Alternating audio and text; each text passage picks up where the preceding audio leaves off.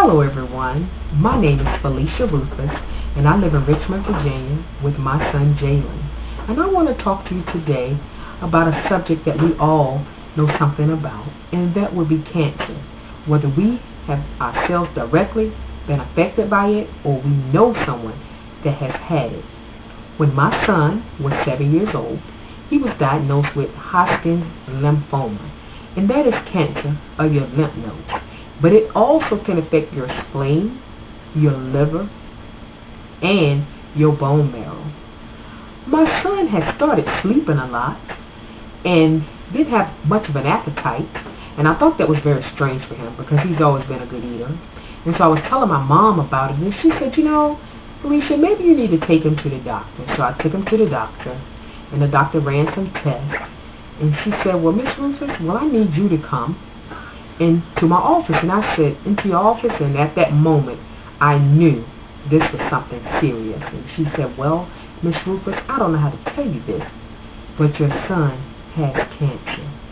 And at that moment, it was just devastation. I broke down, I cried, and I just couldn't understand, at that moment, why my baby.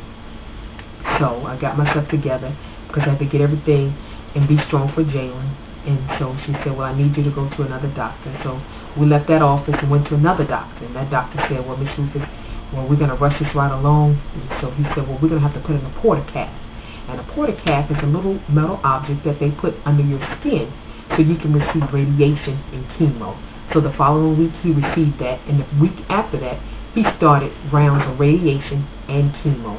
And it really took a toll on his body. He lost his hair. He lost about 60 pounds.